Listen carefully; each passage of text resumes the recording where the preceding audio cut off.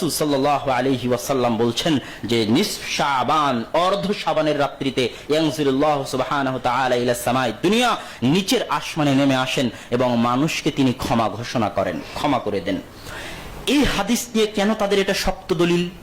এই হাদিসকে শেখ নাসিরউদ্দিন আলবানী রাহিমাহুল্লাহ হাসান বলেছে, এই হাদিসকে শেখুল ইসলাম ইবনে তাইমিয়া রাহিমাহুল্লাহ হাসান বলেছে, এই হাদিসকে ইমাম ইবনে হিব্বান হাসান বলেছে, এই হাদিসকে ইমাম মুনজিরি হাসান বলেছে। এইরকম তাদের পক্ষে এবং যত হানাফি আলেম আছে যারা শবে বরাত পালন করতে চায় তারা তো বলবেই, আবার আমাদের পক্ষ থেকে শেখ আলবানী এবং ইমাম ইবনে তাইমিয়ার মন্তব্য তারা নকল করে জোরপূর্বক পেশ করতে চায় যে শবে বরাতের অস্তিত্ব হাদিস দ্বারা প্রমাণিত। অতএব এই হাদিসের বিষয়টি আমাকে এবং আপনাকে, যদিও এটা দার্স নয়, জুমার খুতবা, দার্স হলে ডিটেইলস বিস্তারিত আলোচনা করা যেত এই হাদিসের উপর, কিন্তু কিছু সারমর্ম আপনাদের সামনে পেশ করতে চাই যাতে আপনাদের বুঝতে সুবিধা হয় যে কেন আমরা আলবানী রাহিমাহুল্লাহ বলার পরেও, ইবনে তাইমিয়া রাহিমাহুল্লাহ বলার পরেও আমরা মানতে চাই না বা চাচ্ছি না।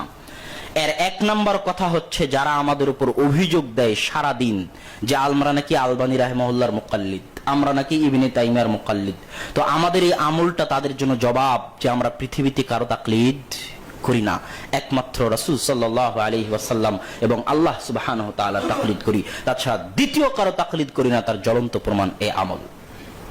এবার একটা জিনিস মনে রাখেন, শবে বরাতের এই হাদিস একাই সহিহ, একাই হাসান তা কিন্তু নয়। এটা অনেকেই ভুল বুঝে। প্রথম ভুল ধারণা এই জায়গাতে, শবে বরাতের এই ফজিলত মর্মে যে আল্লাহ সুবহানাহু ওয়া তাআলা নিচের আসমানে নেমে আসেন এবং মানুষকে ক্ষমা করেন, এই ফজিলত মর্মে যত হাদিস এসেছে সব হাদিস জয়ীফ, যত হাদিস এসেছে সব হাদিস জয়ীফ। স্বয়ং নাসিরউদ্দিন আলবানী সব হাদিসকে জয়ীফ বলেছেন। যারাই তাহকিক করতে আসবে তারাই জয়ীফ বলবে, একাই কোনো হাদিস সহিহ নয়। তাহলে কাহিনী কি? কাহিনী হচ্ছে আলবানী রাহিমাহুল্লাহ এইরকম 7-8টা জয়ীফ হাদিসকে এক জায়গায় করে বলছেন যে এতগুলো জয়ীফ হাদিস একত্রিত হওয়াতে হাদিসটা হাসান। ইবনে তাইমিয়া রাহিমাহুল্লাহ বলছেন এতগুলো জয়ীফ হাদিস একত্রিত হওয়াতে হাদিসটা হাসান। এটা হচ্ছে কাহিনী। কেউ যদি মনে করে যে হাদিস একাই সহিহ তাহলে ভুল করবে। আপনাকে জানতে হবে হাদিসের 4টি প্রকার আছে। এক, সহিহ লিজাতিহি, সহিহ লিগাইরিহি, হাসান লিজাতিহি, হাসান লিগাইরিহি। মনে না থাকলেও একটু বুঝার চেষ্টা করেন। হাদিস সহিহ হওয়ার জন্য 5টি শর্ত। মা রাওয়াহু তামুদ দাবতি আদলুন মুত্তাসিলুস সানাদি গায়র মুআল্লিন ওয়ালা শাদ্দিন। যে হাদিসকে ন্যায়পরায়ণ রাবী বর্ণনা করে, স্মৃতিশক্তিতে মজবুত রাবী বর্ণনা করে, ছাত্র শিক্ষক শুনেছে প্রমাণিত যে ছাত্রর নিকট থেকে শিক্ষক শুনেছে, শিক্ষক তার শিক্ষকের নিকট থেকে শুনেছে, কোনো বিচ্ছিন্নতা নাই। 4, হাদিস শাজ নয়, তার চাইতে বেশি সহিহ হাদিসের বিরোধী নয়। 5, হাদিসের মধ্যে কোনো গোপন ত্রুটি, গোপন ইল্লাত নাই। এই 5টি শর্ত পাওয়া গেলে হাদিস সহিহ লিদাতিহি। যদি 5টি শর্তের মধ্যে শুধু স্মৃতি শক্তিতে অল্প দুর্বলতা, সামান্য দুর্বলতা যেটা কাটিয়ে ওঠা যাবে, সেই হাদিসকে বলে হাসান লিদাতিহি। এবার হাসান লিদাতিহি হাদিস যখন বিভিন্ন সানাদ থেকে আসে, যেমন শবে বরাতের হাদিসটা 7-8টা জায়গা থেকে আসার কারণে আলবানী রাহিমাহুল্লাহ বলতেছে এটা হাসান লিগাইরিহি। এরকম হাসান লিদাতিহি হাদিস যদি বিভিন্ন সানাদ থেকে আসে তাহলে ওটাকে বলে সহিহ লিগাইরিহি।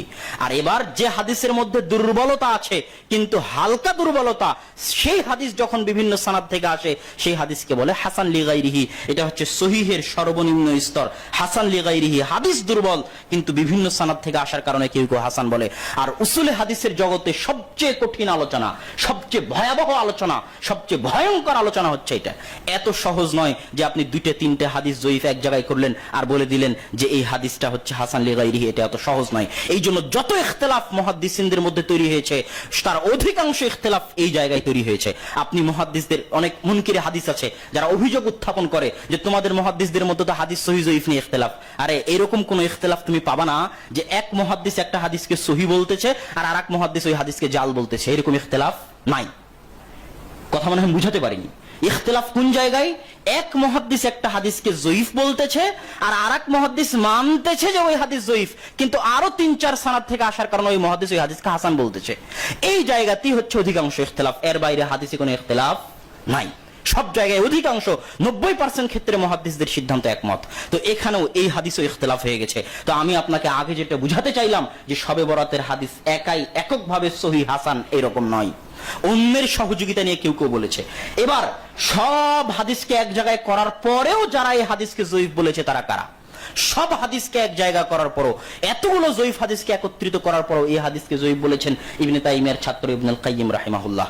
এই হাদিসকে জয়ীফ বলেছেন ইমাম কুরতুবী রাহিমাহুল্লাহ। এই হাদিসকে জয়ীফ বলেছেন ইবনুল আরাবী রাহিমাহুল্লাহ। এই হাদিসকে মুতাকাদ্দিমিন যত মুহাদ্দিস গেছেন তাদের কারো পক্ষ থেকে এই হাদিসকে হাসান বা সহিহ মন্তব্য পাওয়া যায় না।